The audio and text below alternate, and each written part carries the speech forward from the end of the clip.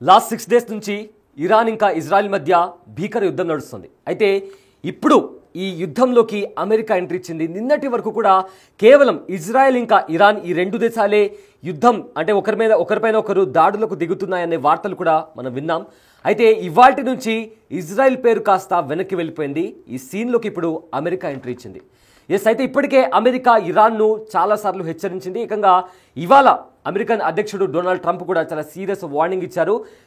అన్కండిషనల్గా Iran surrender అయిపోవాలంటూ కూడా ఆయన tweet చేశారు. అదేవిధంగా ఇరాన్ సుప్రీం లీడర్ ఖొమైనీ ఎక్కడున్నారో మాకు తెలుసు, ఆయన్ని అటాక్ చేయడం మాకు చాలా ఈజీ, కానీ ఆయన్ని మేము ఇప్పుడు చంపము అంటూ కూడా ట్రంప్ ఒక ట్వీట్ కూడా చేశారు. అయితే దీంతో ఇరాన్ భయపడిపోతుందేమో, సరెండర్ అయిపోతుందేమో అని కూడా చాలామంది అనుకున్నారు. బట్ ఇరాన్ కూడా అదే రేంజ్లో ఒక పవర్ ప్యాక్ట్, ఒక పవర్ఫుల్ ఒక మెసేజ్ని కూడా ఇరాన్ మిలిటరీ కూడా పోస్ట్ చేసింది. అది దేని గురించి అంటే స్క్రీన్ పైన మీకు కనిపిస్తున్న ఫతేహ్ ఇరానీ హైపర్సోనిక్ మిసైల్ గురించి కూడా ఇరాన్ పోస్ట్ చేసింది.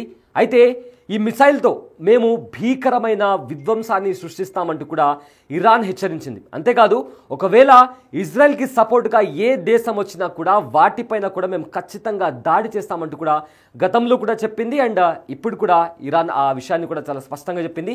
సో దీంతో ఇప్పుడు నిన్నటి వరకు కూడా ఇజ్రాయెల్ ఇంకా ఇరాన్ మధ్య జరుగుతున్న యుద్ధం కాస్త ఇప్పుడు అమెరికా ఎంట్రీ ఇవ్వడంతో ఇది మూడవ ప్రపంచ యుద్ధంగా మారబోతుందా అనే క్వశ్చన్ కూడా రైజ్ అవుతుంది. అయితే ఇక్కడ మిలిటరీ పరంగా చూసుకుంటే ఖచ్చితంగా ఇజ్రాయెల్ చాలా స్ట్రాంగ్ ఇరాన్తో కంపేర్ చేసుకుంటే, అండ్ దట్టు ఇజ్రాయెల్కి అమెరికా సపోర్ట్ ఉంది. సో ఒక్కసారి నిజంగానే ఆ దాడులు అనేవి మరింత తీవ్రతరం అయితే ఖచ్చితంగా ఇరాన్కి చాలా పెద్ద దెబ్బ తగులుతుంది. అండ్ ఇరాన్ మొత్తం కూడా ధ్వంసం అయిపోతుంది, దీంట్లో ఎలాంటి డౌట్ లేదు. కానీ కొన్ని మిసైల్స్, కొన్ని ఏవైతే డిఫెన్స్ ఫోర్స్కి సంబంధించి ఇరాన్ దగ్గర ఉన్న ఏదైతే ఇప్పుడు హైపర్సోనిక్ మిసైల్ కావచ్చు, లేదా ప్రాక్సీ వార్కి సంబంధించి హెజ్బుల్లా కావచ్చు, ఇలాంటివన్నీ కూడా ఇరాన్ దగ్గర చాలా ఉన్నాయి. కాబట్టి కొంతవరకు కూడా ఇజ్రాయెల్ను చాలా పెద్ద మొత్తంలో కూడా ఇరాన్ దెబ్బతీసే ఛాన్స్ కూడా చాలా ఎక్కువ ఉంది. అయితే ఇప్పుడు ఈ యుద్ధం ఈ వార్ అంతా ఎందుకు వచ్చింది, దేనివల్ల వచ్చిందంటే ఏవైతే న్యూక్లియర్ వెపన్స్కి సంబంధించి ఇరాన్ ప్రొడ్యూస్ చేస్తుందో, ఆటం బాంబ్స్కి సంబంధించి ప్రొడ్యూస్ చేస్తుందో దాన్ని వెంటనే ఆపేయాలి అని చెప్పి ఇజ్రాయెల్ కోరింది. కానీ ఇరాన్ వినలేదు. దీంతో వాళ్ళు దాడి చేశారు. ఇప్పుడు ఏకంగా వాటిని ధ్వంసం చేయడానికి మా దగ్గర ఉన్న వెపన్, అమెరికా దగ్గర ఉన్న వెపన్ GBU-57B, దీంతో ఏవైతే బంకర్స్ ఉన్నాయో ఆ బంకర్స్ని కూడా మేము పేల్చేస్తాం అని కూడా అమెరికా హెచ్చరించింది. సో బిగ్ టీవీ స్క్రీన్ పైన కూడా మీరు చూసిన ఆ GBU-7 ఏవైతే ఉందో అవి one of the most powerful bunker bombs. అవి అంటే ప్రపంచంలోనే అత్యంత శక్తివంతమైన బంకర్ బాంబులు. ఒకసారి ఆ బాంబ్ డ్రాప్ చేస్తే మాత్రం చాలా దారుణమైన విధ్వంసం, ఏకంగా 200 కిలోమీటర్ల లోతు వరకు ఉన్న బంకర్లని కూడా ఈ GBU-57 అనే బంకర్ బాంబులు ధ్వంసం చేయగలవు. అంత శక్తివంతమైన బంకర్ బాంబులు అవి. అయితే ఒకసారి ఏదైతే ఇరాన్ చెప్తున్నా ఇప్పుడు మనం బిగ్ టీవీ స్క్రీన్ పైన విజువల్ చూస్తున్నాము. అది హైపర్సోనిక్ మిసైల్, ఇరాన్కి చెందిన ఫతేహ్ హైపర్సోనిక్ మిసైల్. అది చాలా శక్తివంతమైన మిసైల్. అదేవిధంగా అమెరికా ఏదైతే బంకర్ బాంబుల గురించి చెప్తుందో అది కూడా చాలా ప్రపంచంలోనే అత్యంత శక్తివంతమైన బంకర్ బాంబులు అవి. సో ఈ రెండింటి గురించి ఇప్పుడు తీవ్రంగా చర్చ నడుస్తుంది. సో మనం ఇప్పుడు ఏంటి వీటి మధ్య ఉన్న డిఫరెన్స్ ఏంటి, ఏవి ఎంతవరకు ఏవైతే అటాక్ ఉంటాయో దాన్ని చేయగలవు అనేవి మనం ఒకసారి దాని గురించి తెలుసుకుందాం. సో బిగ్ టీవీ స్క్రీన్ పైన మనం చూసుకోగలిగితే ఫస్ట్ ఒకసారి మనం ఫతేహ్ గురించి కూడా ఒకసారి మనం చూసుకోగలిగితే ఒకసారి ఈ మిసైల్ ఏంటి, దానికి ఉన్న స్పెసిఫికేషన్స్ ఏంటి, దానికి ఉన్న వార్ హెడ్ లెంత్ ఎంత, అండ్ ఎంత బరువు ఉంటుంది, అండ్ దానికి సంబంధించిన లెంత్ ఎంత ఉంది, డయామీటర్ ఎంత ఉంది, దాంట్లో ఉండే ఫ్యూయల్ ఏంటి, ఎంతవరకు ట్రావెల్ చేయగలదు, అంటే ఎంత రేంజ్ వరకు ట్రావెల్ చేయగలదు. సో ఇవన్నీ కూడా ఇరాన్ చాలా స్పష్టంగా ఇజ్రాయెల్ ఆర్మీని ట్యాగ్ చేస్తూ కూడా మా దగ్గర ఉండే మిసైల్ మేము ఖచ్చితంగా దాంతో దాడి అనేది చేయబోతున్నాము, రెడీగా ఉండండి, అండ్ టెల్ అవీవ్లో ఉండే ప్రజలంతా కూడా తక్షణమే అక్కడి నుంచి ఖాళీ చేసి వెళ్ళిపోండి అంటూ కూడా ఈ ఫోటోని పెట్టి ఇరాన్ వార్నింగ్ ఇచ్చింది. ఇది కేవలం ఇజ్రాయెల్కి మాత్రమే వార్నింగ్ కాదు, అమెరికాకి కూడా వార్నింగ్. ఎందుకంటే ఈ మిసైల్తో వాళ్ళు ఏకంగా అరబ్ దేశాలను కూడా టార్గెట్ చేయగలిగే శక్తి దీనికి ఉంది. అయితే ఒకసారి దీని స్పెసిఫికేషన్స్ గురించి మాట్లాడుకుంటే ఏదైతే ఇది ఉందో కంప్లీట్గా ఈ ఫతేహ్ మిసైల్ ఏదైతే ఉందో అది కంప్లీట్గా ఇతర దేశాల్లో ఉన్న యాంటీ మిసైల్ సిస్టమ్స్ అంటే దీన్ని ఎదుర్కోవడానికి ఇజ్రాయెల్లో కూడా ఐరన్ డోమ్ లాంటి యాంటీ డిఫెన్స్ సిస్టమ్స్ కూడా ఉన్నాయి. వాటిని కూడా అవి కూడా ఈ మిసైల్ను ఛేదించలేవు. సో చాలా హై స్పీడ్తో ఈ మిసైల్ అనేది శత్రు భూభాగంలోకి వెళ్ళి అక్కడ విధ్వంసాన్ని సృష్టించగలదు. సో బిగ్ టీవీ స్క్రీన్ పైన చూస్తున్నారు. దీని వార్ హెడ్ వచ్చేసి 3.6 మీటర్స్ ఉంటుంది అండ్ వార్ హెడ్ వెయిట్ వచ్చేసి 1000 kgs అండ్ దీని ఓవరాల్ వెయిట్ వచ్చేసి 4600 kgs ఉంటుంది అండ్ ఆల్సో దాని లెంత్ వచ్చేసి 11.5 మీటర్స్ అండ్ అదేవిధంగా డయామీటర్ వచ్చేసి 80 సెంటీమీటర్స్. దీంట్లో ఉండే ఫ్యూయల్ వచ్చేసి సాలిడ్ ఫ్యూయల్ ఉంటుంది. అయితే ఫర్దర్గా ముందుకెళ్ళాలనుకుంటే అది first Iranian hypersonic ballistic missile and ఇది maneuver inside and outside the atmosphere. Maneuver అంటే రొటేట్ అయ్యేది అంటే మూమెంట్. దీంట్లో మూమెంట్ వచ్చేసి మనోవర్ మూమెంట్ ఉంటుంది and the missiles warhead contains spherical motor and moving nozzle that enable it to maneuver in its all directions. అంటే అన్ని డైరెక్షన్స్లో ఇది rotate అవుతూ శత్రు భూభాగంలోకి వెళ్ళి అక్కడ భయంకరమైన విధ్వంసాన్ని ఇది క్రియేట్ చేయగలదు. ఇది ఇరాన్కి ఏదైతే మిసైల్ ఉందో ఫతే మిసైల్ దానికి సంబంధించిన స్పెసిఫికేషన్ అండ్ మోస్ట్ ఇక్కడ క్రూషల్ పార్ట్ ఏంటంటే దీన్ని లాంచ్ వచ్చేసి సో ఆ లాంచ్కి సంబంధించి కూడా చూపిస్తాను. లాంచ్ విషయానికి వచ్చేసరికి సో ఇక్కడ ఎస్ లాంచ్ ఒకసారి ఎస్ సో ఇక్కడ లాంచ్ ప్లాట్ఫామ్ విషయానికి వస్తే ఇది మొబైల్ త్రూ దీన్ని ఆపరేట్ చేయొచ్చు. అంటే ఫర్ ఎగ్జాంపుల్ ఒక మిలిటరీ పర్సన్ ఒక పాయింట్లో కూర్చొని విత్ మొబైల్తో దాన్ని లాంచ్ చేయొచ్చు. సో అలాంటి టెక్నాలజీతో దీన్ని క్రియేట్ చేశారు. ఇక్కడ ఇంకో ముఖ్యమైన విషయం ఏంటంటే స్పీడ్ విషయానికి వచ్చేసరికి మార్చ్ 13 to 15. అంటే ఏంటి మార్చ్ అంటే ఏంటి అనే విషయానికి వస్తే కూడా ఈ మార్చ్కి సంబంధించి కూడా ఒక ఇంట్రెస్టింగ్ పాయింట్ ఉంది. అదేంటంటే జనరల్లీ మార్చ్ అనేది march 1 is equal to sound of స్పీడ్కి ఉన్న స్పీడ్ ట్రావెల్ చేసే సౌండ్కి సంబంధించి కూడా సీ లెవెల్లో 1 March is equals to 1235 km/h. ఇక్కడ మీకు నోట్ చేసి చూపిస్తాను. So 1 March is equals to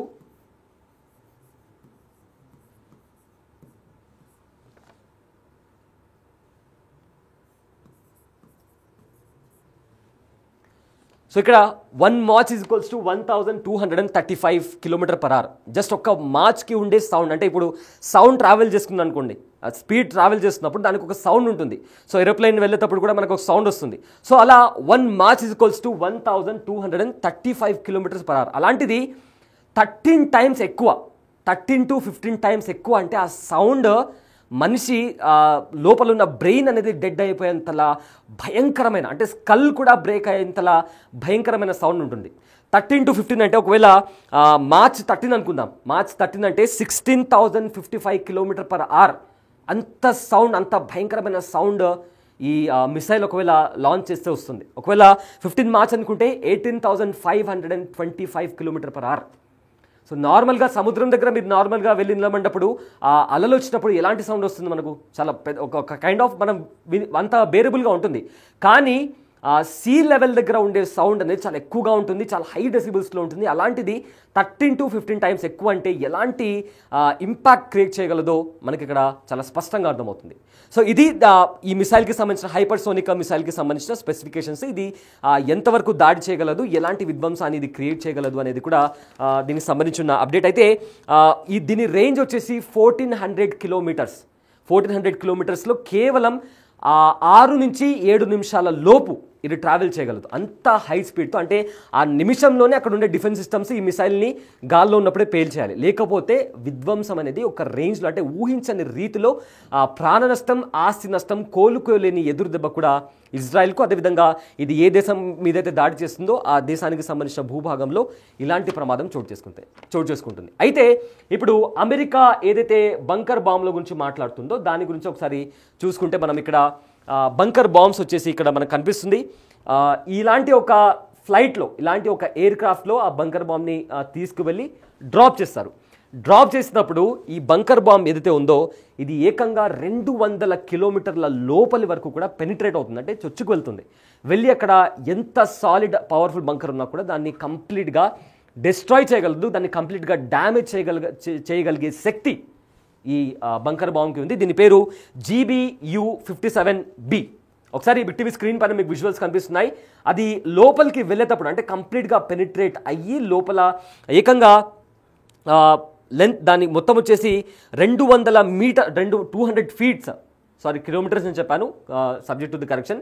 ఆ 200 ఫీట్ 200 ఫీట్ లోపల వరకు కూడా 200 ఫీట్స్ వరకు కూడా ఇది లోపలికి వెళ్ళి చొచ్చుకొని వెళ్ళి అక్కడ విధ్వంసాన్ని సృష్టించగలదు.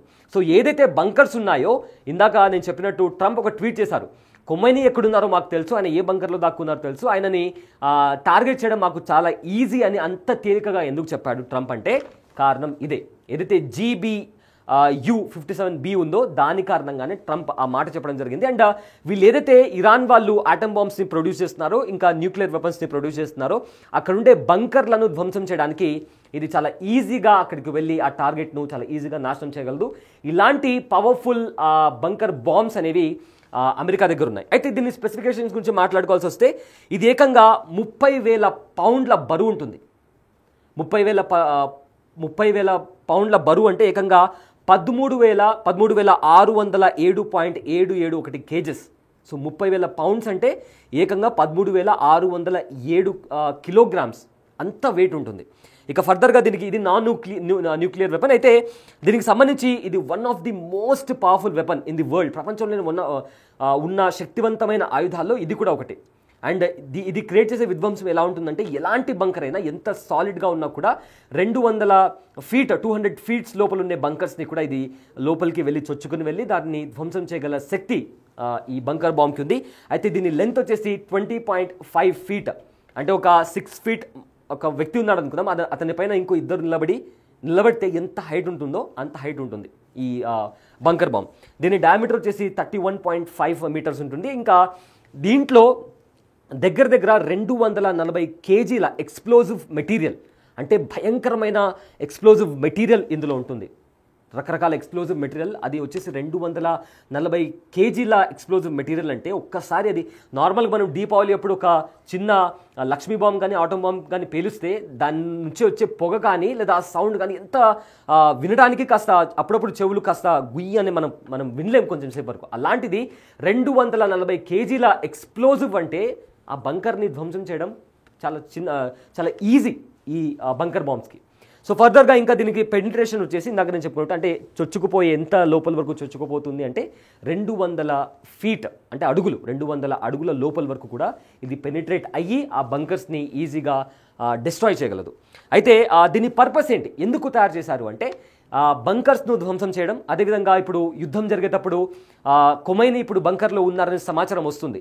సో ఇతర దేశాల అధ్యక్షులు కావచ్చు, అక్కడ ఉండే కీలక నేతలు ఒకవేళ బంకర్స్లో ఉంటే వాళ్ళను టార్గెట్ చేయడానికి, వాళ్ళను అటాక్ చేయడానికి అండ్ ఆల్సో అక్కడ ఉండే మిలిటరీకి సంబంధించిన చాలా వెహికల్స్ కావచ్చు, మిసైల్స్ కావచ్చు, ఆటమ్ బాంబ్స్ కావచ్చు, ఇవన్నీ బంకర్స్లో పెడతారు ఎందుకంటే సేఫ్గా ఉండడానికి. సో వాటన్నిటినీ పేల్చేయడానికి ఈ బంకర్స్ బాంబ్ని కూడా వాడతారు. సో 2 దేశాల దగ్గర 2 శక్తివంతమైన ఆయుధాలు ఉన్నాయి. ఒకటి ఫతే మిసైల్ ఇరాన్ దగ్గర ఉంది, మరొకటి ఇక్కడ అయితే బంకర్ బాంబ్ ఉందో అది అమెరికా దగ్గర ఉంది. సో 2 దేశాలు ఇక్కడ అమెరికా పేరు ఇవాళ నుంచి వస్తుంది. అంటే అమెరికా శాంతి మార్గం కోసం అని ట్రై చేసింది, కానీ నిన్న G7 సమిట్ నుంచి ట్రంప్ వచ్చిన తర్వాత ఆయన ఒక స్టేట్మెంట్ పాస్ చేశారు. శాంతి చర్చలు కాదు అంతకు మించి అని కూడా ఆయన స్టేట్మెంట్ పాస్ చేసిన తర్వాత అన్కండిషనల్ సరెండర్ అంటూ కూడా ఆయన ట్వీట్ చేయడం, దాని తర్వాత ఇరాన్ ఏదైతే ఉందో ఈ ఫతే మిసైల్ను ప్రవేశపెట్టడం, దాని తర్వాత ఇజ్రాయెల్తో పాటు ఎవరైతే ఇజ్రాయెల్కి సపోర్ట్ చేస్తున్నారో వాళ్ళ మీద కూడా ఈ ఫతే మిసైల్ అనేది విరుచుకుపడుతుంది అని కూడా ఇరాన్ వార్నింగ్ ఇవ్వడం. ఆ తర్వాత బంకర్ బాంబ్స్ దాని గురించి కూడా మనం లాస్ట్ 2-3 డేస్ నుంచి వింటున్నాం. అయితే ఇది one of the most powerful weapons in the world. So ఈ 2 దేశాలు ఇప్పుడు ప్రజెంట్ ఈ 2 దేశాల గురించి ఇప్పుడు ప్రజెంట్ 2 దేశాలకు సంబంధించి ఉన్న వెపన్స్ గురించి కూడా ఇప్పుడు తీవ్ర చర్చ నడుస్తుంది. సో ఇవి రెండిటి మధ్య ఉన్న డిఫరెన్స్. సో ఫర్దర్గా ఇప్పుడు ఒకవేళ 2 దేశాలు ఒకవేళ అమెరికా పైన పొరపాటున కూడా ఇరాన్ దాడి చేస్తే అమెరికా ఎలాంటి దాడి చేస్తుంది అనేది ఒక పెద్ద క్వశ్చన్ మార్క్. అండ్ దాంతోపాటు ఈ యుద్ధంలోకి ఇప్పటికే ఇజ్రాయెల్ ఇంకా ఇరాన్ మధ్య ఉన్న యుద్ధం కాస్త ఇప్పుడు అమెరికా ఎంట్రీ ఇచ్చింది. సో ఇప్పటికే చైనా కూడా రహస్యంగా ఇరాన్కి సపోర్ట్ ఇస్తుంది అనే ఒక చర్చ నడుస్తుంది. సో ఫర్దర్గా ఇది కాస్త ఇతర దేశాలకు వ్యాపించి మూడవ ప్రపంచ యుద్ధానికి దారితీస్తుందా అనే క్వశ్చన్ కూడా రైజ్ అవుతుంది. అండ్ చాలామంది ఎక్స్పర్ట్స్ కూడా ఇదే మాట చెప్తున్నారు. సో దీని గురించి we have to wait and watch. And దీనికి సంబంధించి ఏదైతే ఇప్పుడు ఇరాన్ ఇంకా ఇజ్రాయెల్ మధ్య కాన్ఫ్లిక్ట్ నడుస్తుందో దానికి సంబంధించిన అప్డేట్ మీరు ప్రతిక్షణం తెలుసుకోవాలనుకుంటే stay tune to Big TV. This is Abul Syed. Thanks for watching.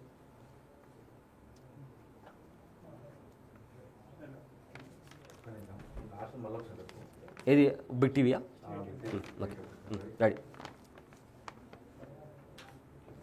So yes, current situation ఇది. సో ఫర్దర్గా ఇరాన్ ఇంకా ఇజ్రాయెల్ మధ్య ఏదైతే కాన్ఫ్లిక్ట్ జరుగుతుందో దాని గురించి మీరు అప్ టు డేట్ తెలుసుకోవాలనుకుంటే స్టే ట్యూన్ టు మనకు. So present okay repeat. So present ఇది ఇరాన్ ఇంకా ఇజ్రాయెల్ మధ్య జరుగుతున్న situation. Repeat. So present situation ఇది. ఇరాన్ ఇంకా ఇజ్రాయెల్కి సంబంధించిన కాన్ఫ్లిక్ట్ గురించి మీరు అప్ టు డేట్ తెలుసుకోవాలనుకుంటే stay tune to Big TV. This is Abul Syed. Thanks for watching.